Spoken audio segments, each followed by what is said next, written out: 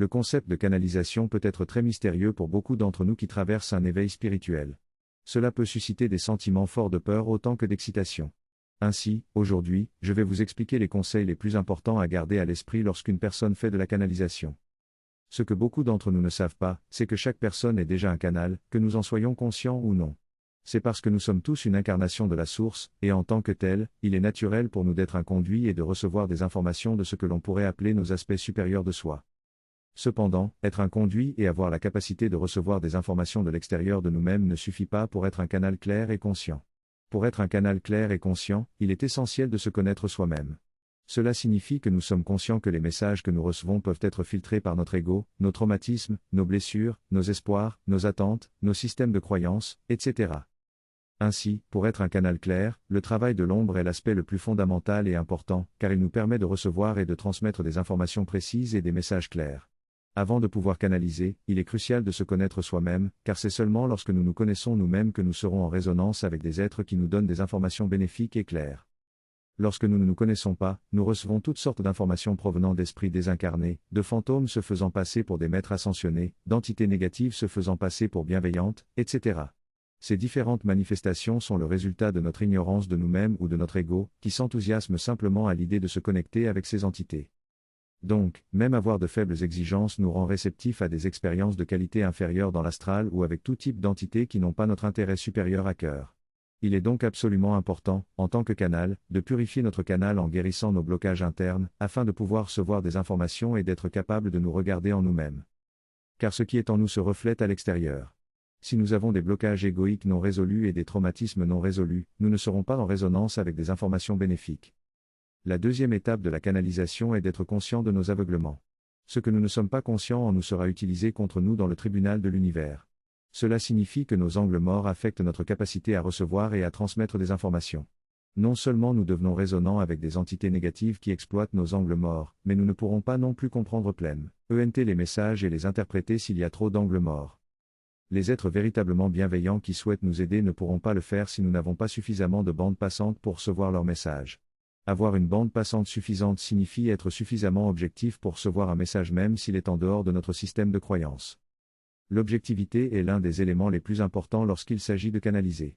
Si nous sommes trop subjectifs, nous canalisons simplement notre propre ego. Être aussi objectif que possible nous rend un canal clair, car cela signifie que nous sommes capables de recevoir des messages sans les juger. Nos jugements ou nos biais personnels modifient les messages.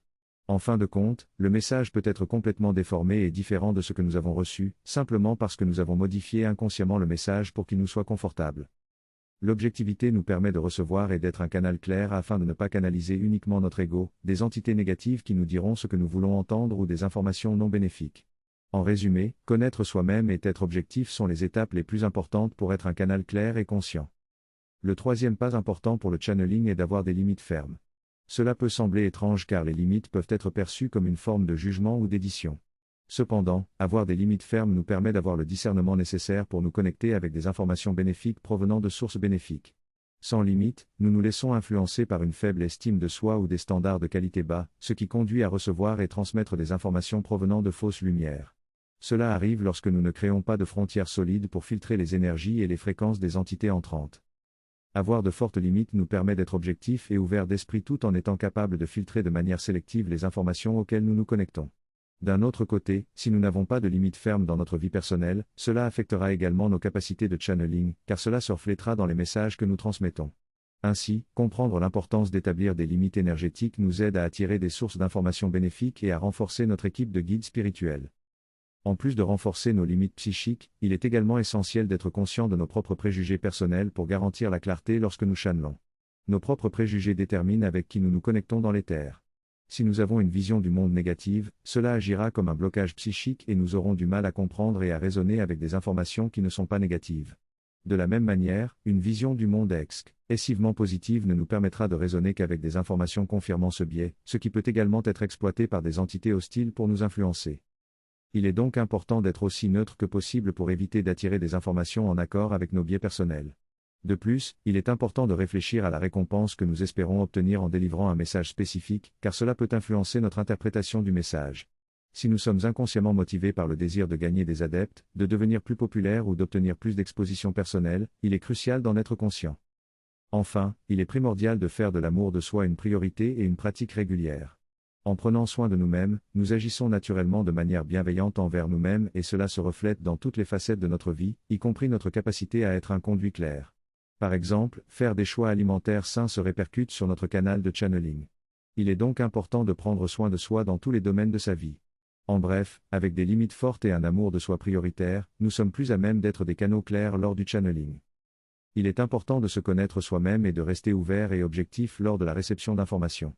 Il est tout aussi important de faire des choix d'amour de soi au quotidien et de poser des actions d'amour de soi qui se reflètent dans la force et la clarté de notre canal. Il est important de se libérer de tout jugement de soi, car les jugements peuvent restreindre notre capacité à recevoir des informations et à les transmettre.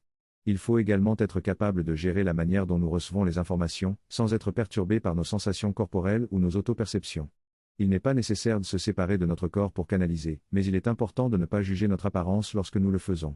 Tout ce que nous sommes se mélange dans notre canal de canalisation, que ce soit nos limites, notre amour de soi, notre discernement ou notre connaissance de soi. Nous devons être conscients de cela et chercher à obtenir le canal le plus clair possible en nous aimant, en nous connaissant et en étant le plus objectif possible.